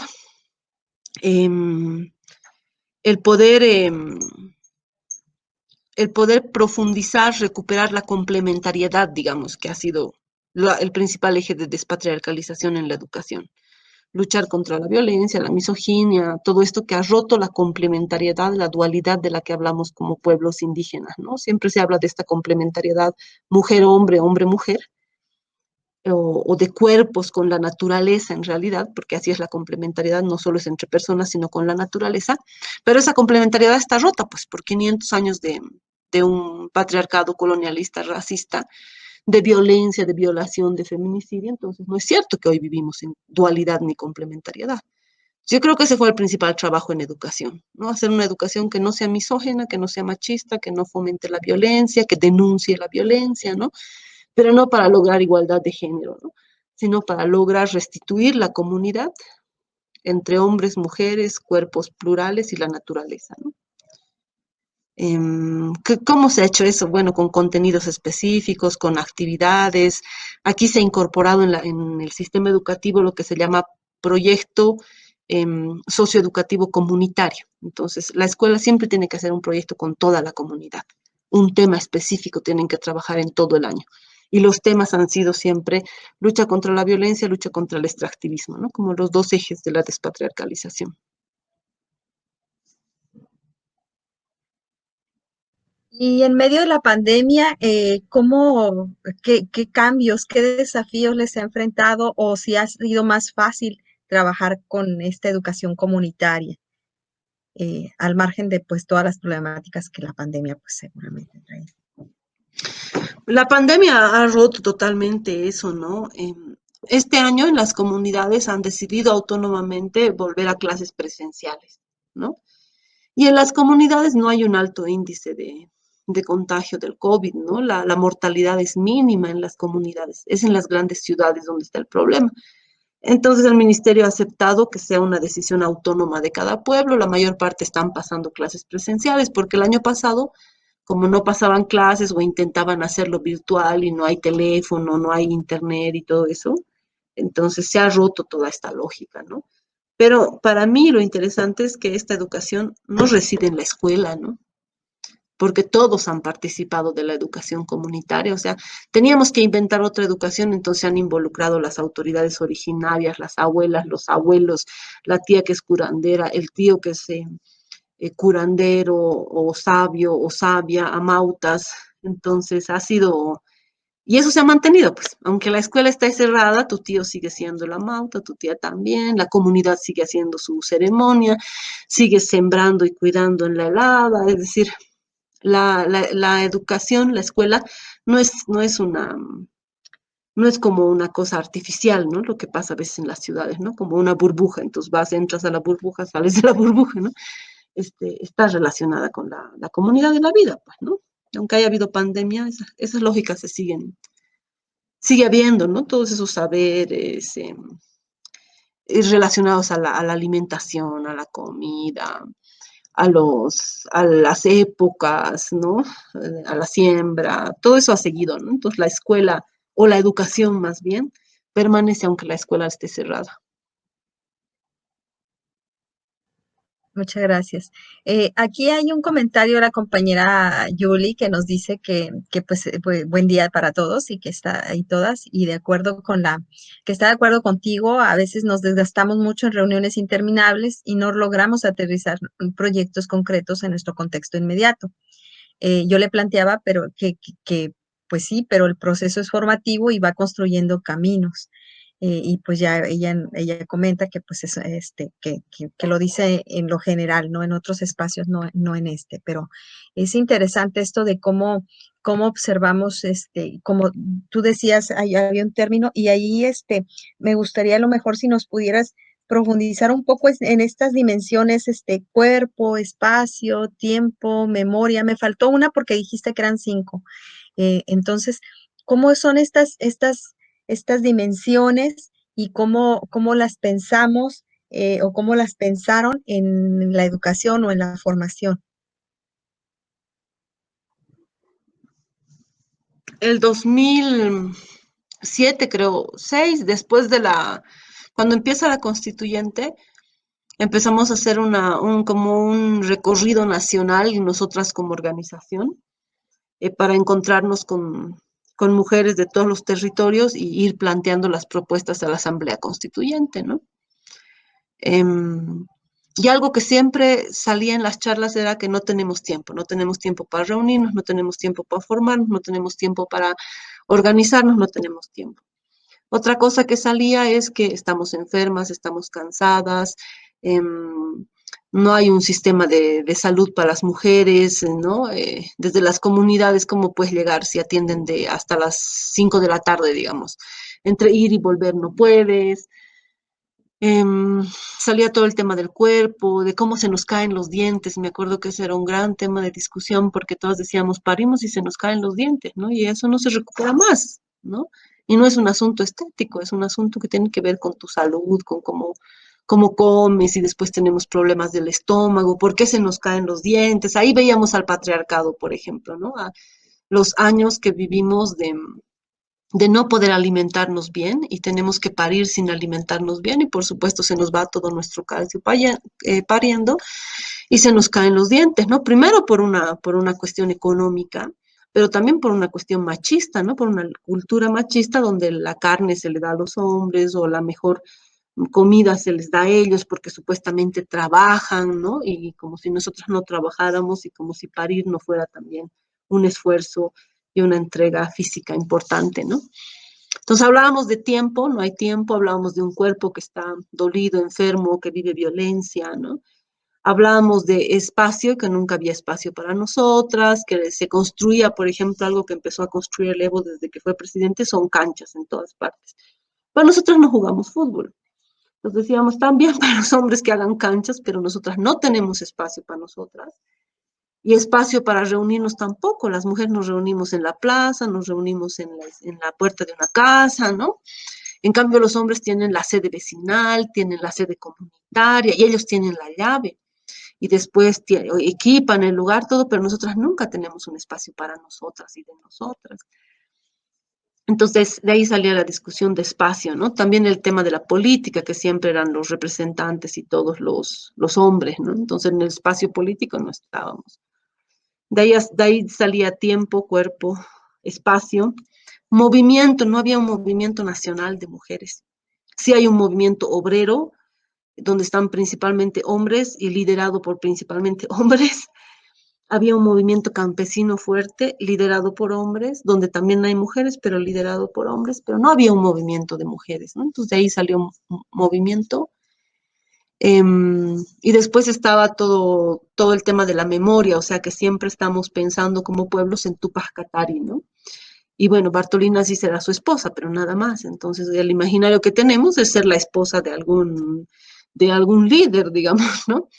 Pero empezamos a investigar y a buscar la historia de Bartolina, que realmente es ella la que plantea el cerco, es ella la que plantea la estrategia geopolítica, a dejar de mirarla como la esposa también nosotras, ¿no? Y a empezar a reivindicar nuestra propia memoria como mujeres, ¿no? Domitila Chungara, a otras mujeres que habían propuesto cosas importantes frente al sistema capitalista. De ahí salen los 5 campos de acción, ¿no? Cuerpo, tiempo, espacio, movimiento y memoria. Y después nos dimos cuenta que podíamos trabajarlo como una metodología para hacer diagnóstico, como una metodología para hacer investigación, como una metodología para hacer el plan de salud, se hizo a partir de eso, ¿no? El plan de salud para las mujeres en la Bolivia plurinacional se hizo pensando en cuerpo, tiempo, espacio, en que haya espacios específicos, en que las consultas médicas y el sistema médico se adecue a los tiempos de las mujeres, ¿no? De ahí se creó el sistema de salud comunitario, ¿no? El que los médicos van a la comunidad, van a tu casa en vez de que vos vayas al hospital. Y son médicos que salen de la comunidad, son médicos que pueden combinar la medicina occidental con la medicina ancestral. Todo eso salió de esta discusión de cuerpo, tiempo, espacio, movimiento, memoria. Se hizo el plan de igualdad de oportunidades por una vida digna para las mujeres, creo que es el nombre completo. Se hizo un plan en hasta en las Fuerzas Armadas se discutió de estos 5 campos de acción, ¿no? luchar contra la violencia y las lógicas jerárquicas. Y lo llevamos a la educación. Y en la educación fue cómo generar acciones y conocimientos y temas y prácticas y normativas y reglamentos y todo que puedan fortalecer el cuerpo de las mujeres, que puedan ayudar a recuperar el tiempo de las mujeres, ¿no? Entonces ahí hubo toda una discusión de las niñas que van a la escuela, después de haber estado trabajando 2 horas en su casa, haciendo el desayuno, limpiando, haciendo la comida, ¿no? En cambio, los niños se levantan, toman el desayuno y se salen a la escuela. Pero las niñas tienen que trabajar antes de ir a la escuela o volviendo de la escuela. O no pueden ir al teatro o a las otras actividades extras porque tienen que estar cuidando hermanitos, limpiando la casa, todo eso, ¿no? Entonces, cómo la educación genera la redistribución de ese trabajo para que no solo lo hagan las niñas, sino también los niños, porque está claro que el trabajo hay que hacerlo, eso hay que hacer, no es que no se puede hacer, ¿no? Pero que no tiene que recaer solamente en las niñas, ¿no? Y así trabajamos en esos 5 campos de acción que ya se volvieron como una política nacional, ¿no? Hay lugares donde se aplica, también hay lugares donde no se aplica, ¿no? Hay lugares donde no aplican esta metodología. Gracias. Adelante, Julie.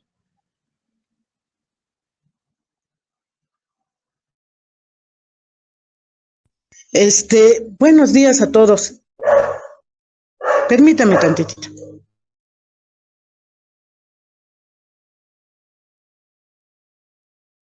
Perdón, es que fue un imprevisto. Buenos días a todos, a todas.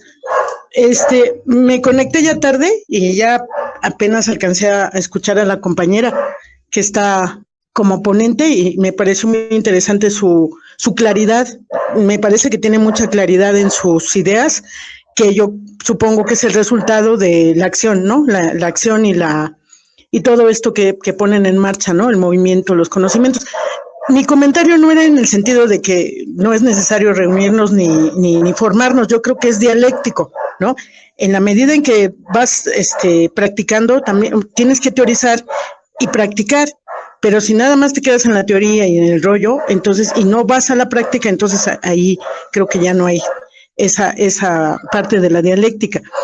Y justo hace 8 días estábamos con esta cuestión de que la cuestión de la educación se ha dado por enfocarla a que es una cuestión feminista, no feminista, que está feminizada porque habemos más mujeres en el sector educativo que hombres, sobre todo aquí en México en educación básica.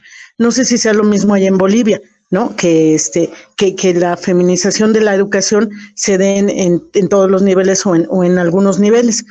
Y aquí, por ejemplo, me refería a que a veces el sector educativo, sobre todo el disidente, a veces hacemos reuniones que son muy prolongadas. Anoche yo me desconecté a las 11:30 de una asamblea y todavía continuaban los compas, ¿no?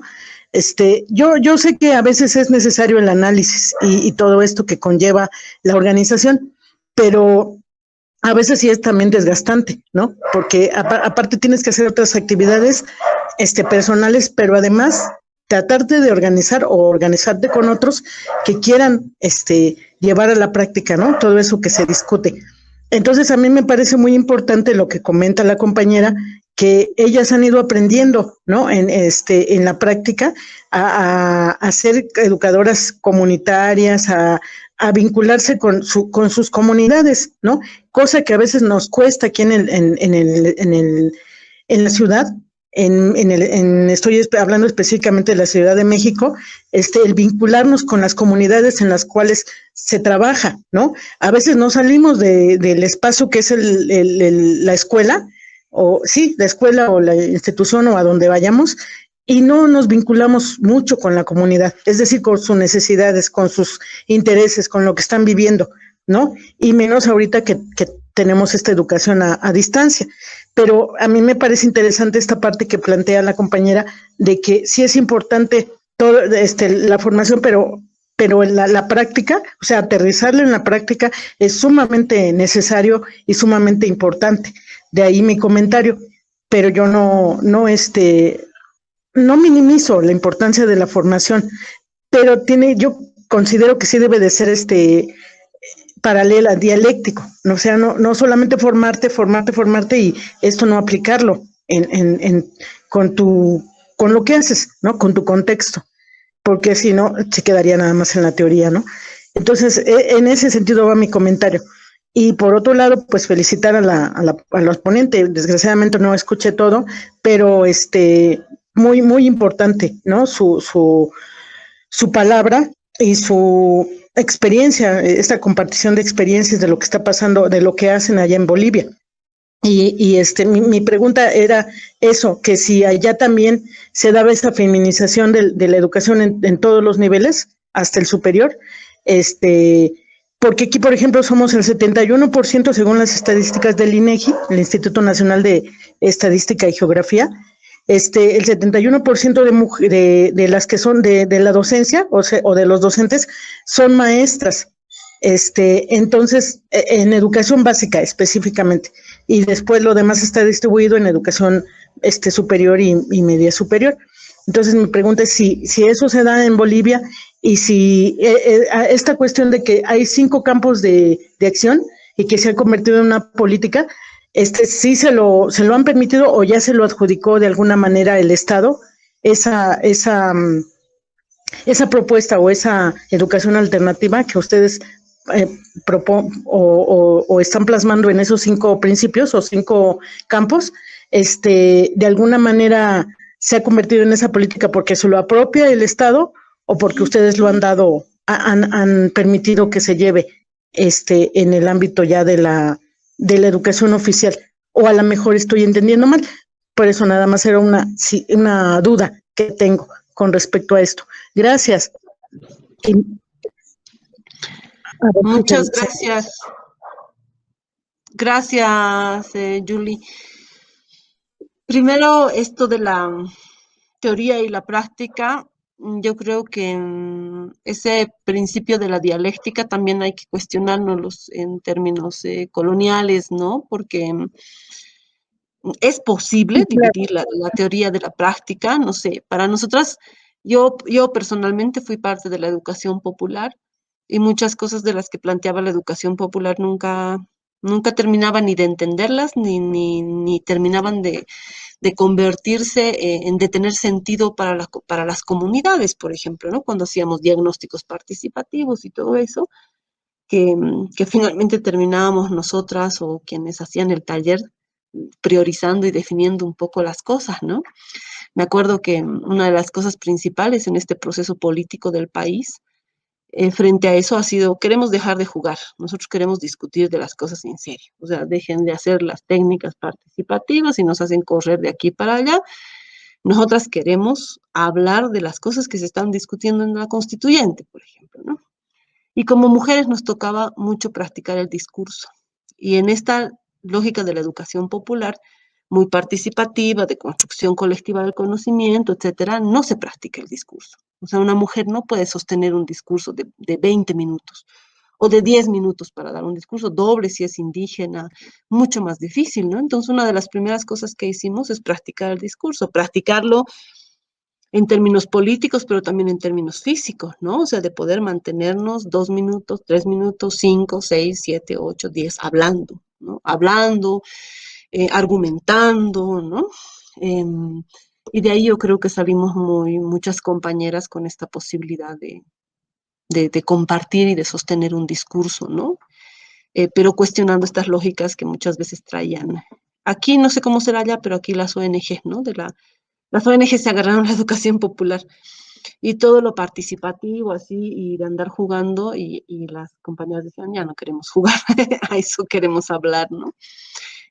Eso primero, ¿no? Eso nos hizo pensar en que esta idea de teoría y práctica, no sé si realmente están divididas. ¿Es posible pensar sin el cuerpo o pensar solo con la cabeza?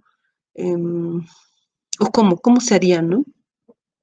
En todo caso, para nosotras todo fue desde la acción política, ¿no? Nosotras, como feminismo comunitario, no nos planteamos como una corriente del feminismo o como un tipo de feminismo o como un pensamiento, sino como una acción política que se nombra. O sea, una acción política que la hemos puesto en un librito y que puede estar por ahí en alguna cosa escrita, ¿no? Pero es una acción política para nosotras, ¿no? El feminismo no es un estudio ni una teoría, sino es una acción.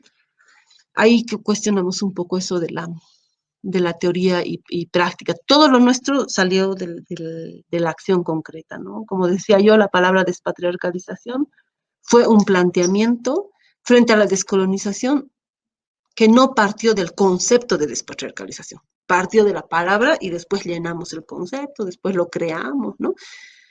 Pero partió de la intuición si es descolonización, entonces plantearemos despatriarcalización para que no dejen de discutir del patriarcado, que les sale bien cómodo a ellos no discutir del patriarcado, ¿no? Eso. Entonces la educación aquí, como en muchas partes, como dices tú, es feminizante, reproduce los roles, ¿no? Pero la nueva ley de educación por lo menos ha planteado para las maestras y maestros el desafío de no hacerlo, ¿no? Y yo a veces trabajo en eso, doy talleres a profesores y aunque les cuesta mucho aceptar que existe un patriarcado, que son machistas o que la iglesia y la historia de la Virgen reproduce lógicas misógenas y todo eso, he visto muchos profesores y profesoras comprometidos en hacer esta transformación y hacerlo en sus aulas, con sus contenidos, en pensar la educación desde otros lados. No sé si es solo resultado de la ley, también tiene que ver con el proceso político del país. Hay muchos maestros y maestras que se reconocen indígenas hoy, hace 20 años no se reconocían aymaras, ¿no? Entonces saben lo que es vivir racismo por ser profesor y no hablar bien el castellano, por ejemplo, ¿no? Ser siempre excluido, discriminado, ¿no? Criticado como un maestro no va a escribir con buena ortografía.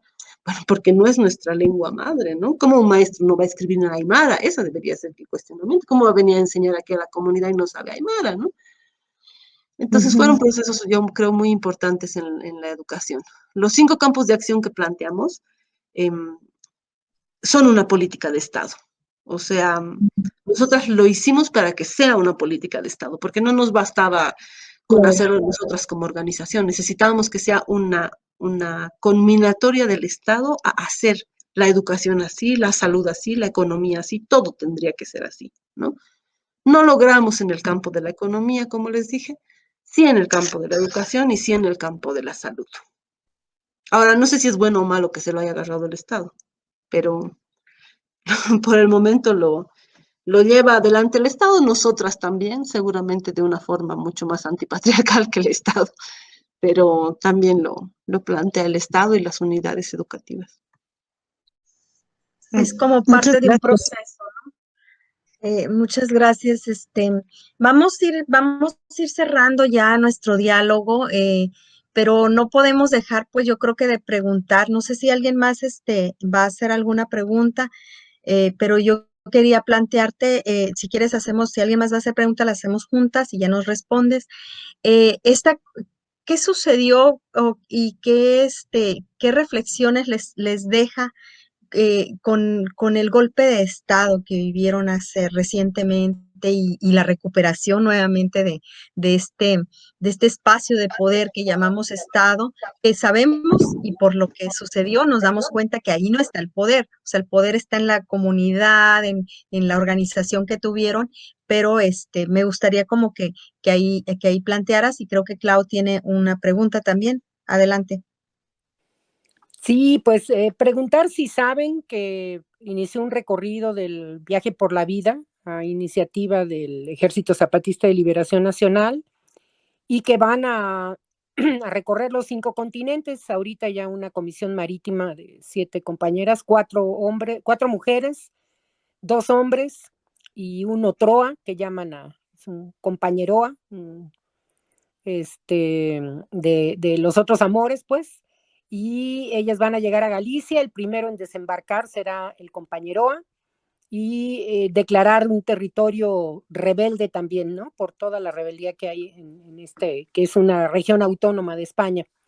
Y luego seguirá a los otros, pues si conocen esta propuesta, si se han sumado, si serían anfitriones de los compañeros que viajan. Después ya por avión van a viajar muchos, ¿no? Tanto del Congreso Nacional Indígena, de su Consejo Indígena de Gobierno y pues por supuesto del STLN.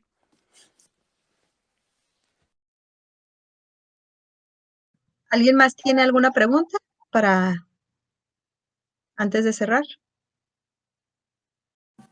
Parece que son todas, Adriana, adelante. Bueno, primero lo que decías tú, Perla, el 2019 para nosotras es algo que no esperábamos, ¿no?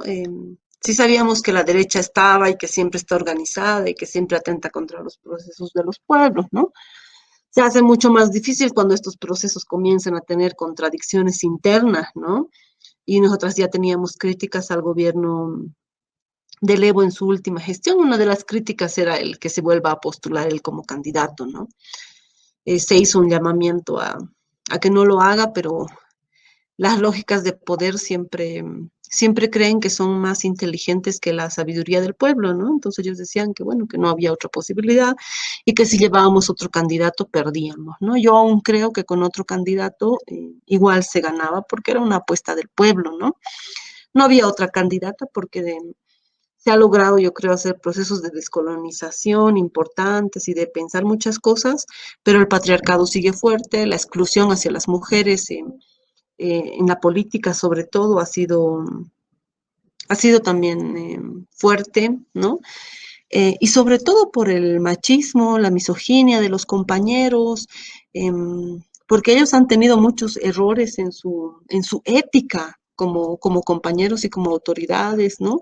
Relaciones con mujeres jóvenes como las que se le han denunciado al mismo Evo, a otros compañeros, entonces ellos han asumido que mejor las mujeres había que tenerlas lejos, entonces las mujeres hemos terminado un poco castigadas por sus irresponsabilidades de ellos, ¿no? Por sus inconsecuencias, por su falta de ética con un proceso desde los pueblos que han tenido ellos. Muchos dirigentes de organizaciones también han tenido relaciones con chicas muy jóvenes, con nuestras propias hijas, ¿no? De que las hemos obligado o exigido que estén en las organizaciones, ¿no? Pero no para que sean un botín político, sino para que hagan formación política y sean consecuentes con el proceso que estábamos haciendo. Entonces, eso ha sido una ruptura para nosotras importante como feministas, ¿no? Bueno, para otras compañeras o compañeros es un feminismo radical el que mira esto, ¿no? Pero para nosotras no, para nosotras es la ética con la vida, es respetar el cuerpo de las niñas, respetar el cuerpo de los niños, es parte de la forma de hacer política. No se puede hacer el vivir bien con las mismas lógicas de política machista y patriarcal, ¿no? No hay lugar en el vivir bien para la prostitución, porque son nuestras hijas y nuestros hijos quienes se pierden en esas redes de trata y tráfico, quienes se los llevan, ¿no? No hay prostitución en la comunidad, por ejemplo, ¿no? Y quienes plantearon la reglamentación de la prostitución fueron compañeros del movimiento al socialismo, de quienes estaban en el gobierno, entonces no entendíamos eso. Por supuesto que no estamos en contra de las mujeres que están en situación de prostitución, que algo hay que plantear, que el Estado es responsable de plantear algo, ¿no? Pero no de reglamentar un uso, por ejemplo, de la prostitución que hacen ellos y que en la comunidad no existe, ¿no?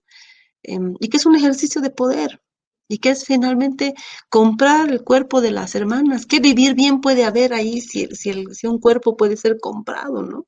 Bueno, esas discusiones yo creo en esas contradicciones estábamos cuando se dio el golpe del 2019.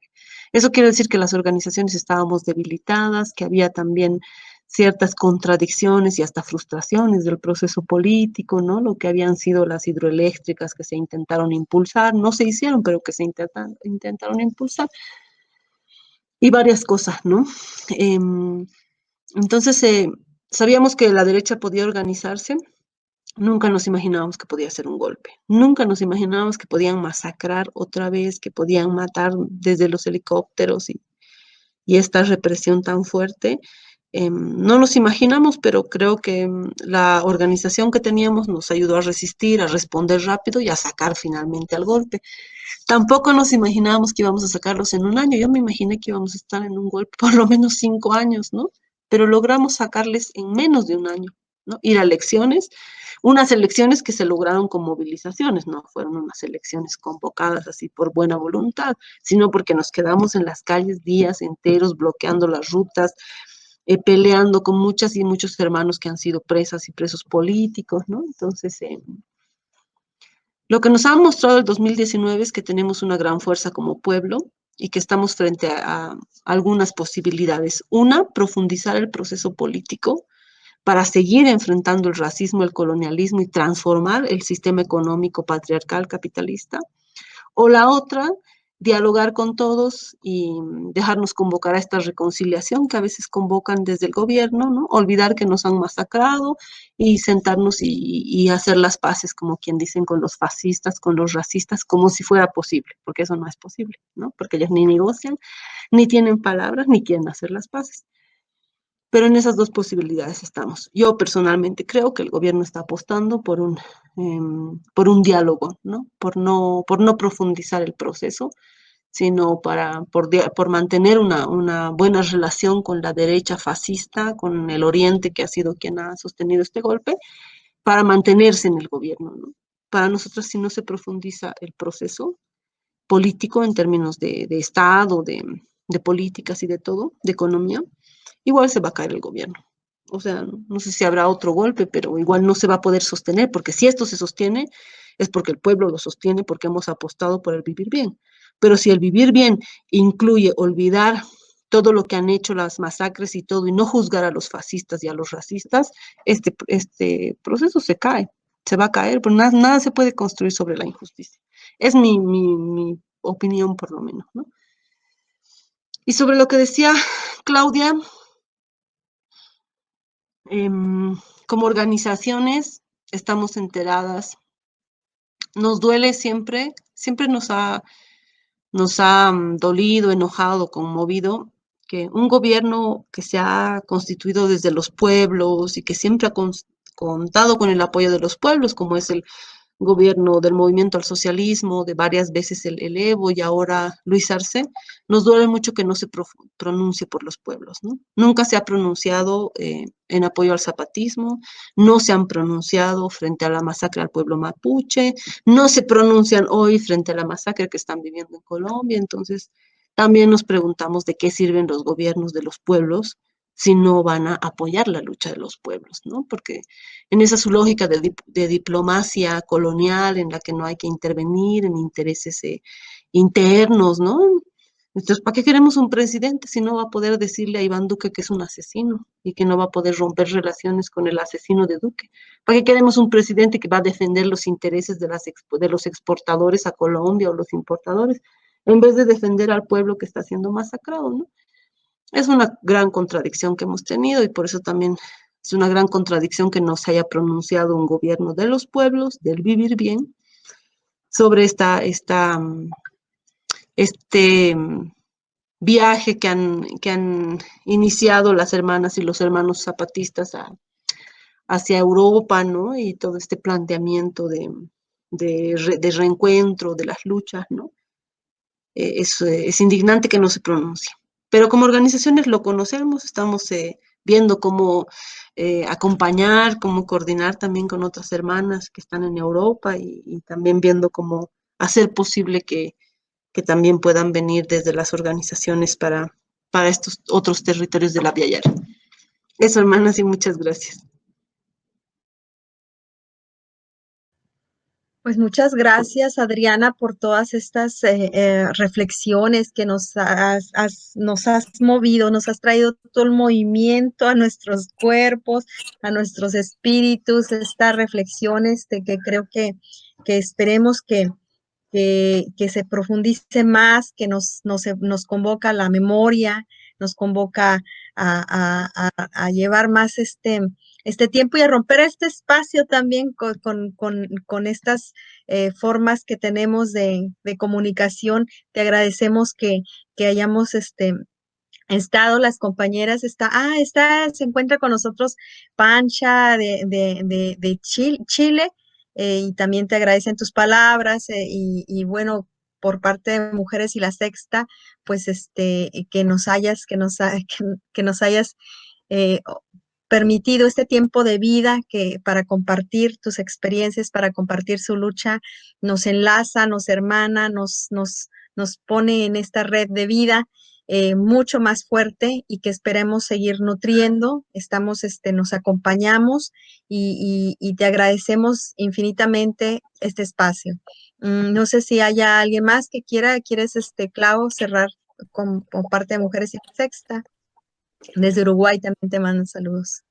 Sí, pues Adriana, compañera, eres entrañable para nosotras, eres un ejemplo de lucha, tú y todas tus compañeras, y ahora nos damos cuenta, hemos interiorizado más la lucha doble, triple que han dado en Bolivia, y lo que han conseguido es enorme, ¿eh? Qué bueno que en la autocrítica se vea todo lo que falta y que falta muchísimo, pero lo que han logrado tiene grandes alcances, por lo que se ha conseguido ahí mismo, en Bolivia y para los pueblos, pero también el ejemplo que se da a otros pueblos del mundo. Así es que, pues, muchas felicidades por lo que se ha logrado, ánimo por lo que falta, y pues, como dicen los compas, falta lo que falte. Nos seguimos viendo y mil gracias por estar aquí. Eres bienvenida siempre, estás en nuestro corazón, y pues yo haré también un compromiso por seguir luchando por despatriarcalizarnos. Yo soy mestiza, pero trato de entender, he aprendido muchísimo con los pueblos originarios, especialmente los zapatistas, y más tarde nos han conectado con ustedes, ¿no? Gracias a eso, y me alegro mucho de poder escuchar tu palabra y haber vertido aquí tu corazón, porque aprendemos y hacemos ese compromiso de lucha también, globalizamos la lucha, y que muera el patriarcado, pero que se construya esa comunalidad que tanta falta nos hace. Muchísimas gracias siempre. Bueno, y para cerrar, vamos a compartirles una canción que nos comparte la compañera Adriana. Ahorita se las comparto, y pues que tengan muy bonito día, muy bonito fin de semana. Y muchas gracias, Adriana, nuevamente. Paisuma, Culiacanacas, muchas gracias a ustedes, y bueno, que el encuentro siga y que podamos estar juntas.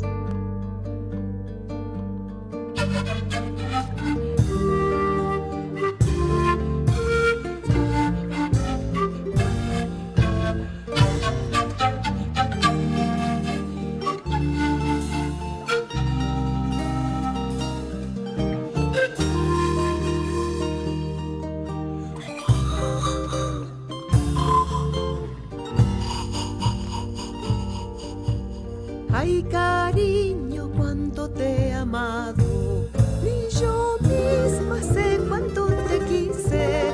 Solo queda el dolor profundo en mi pecho donde aprendí a amarte. Nuestras guaguas ya se han hecho grandes y han crecido mucho más mis penas. Pachamama, quiero irme contigo y brotar limpia de tus venas. Estoy cansada de tus insultos, de tus golpes y amenazas.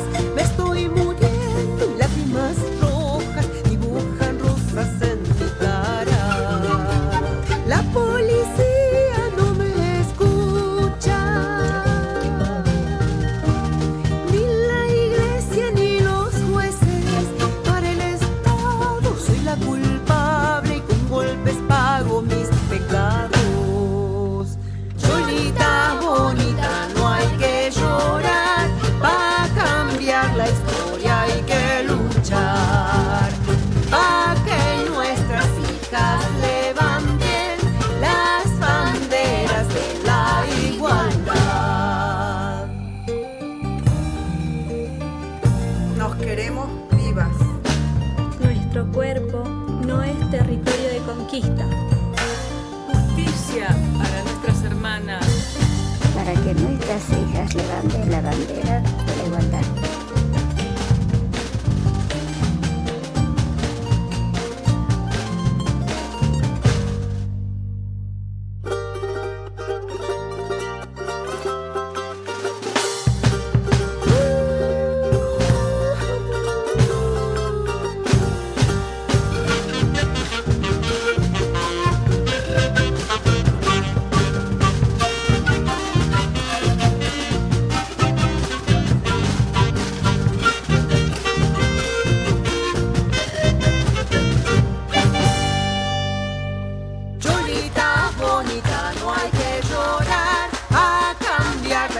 hay que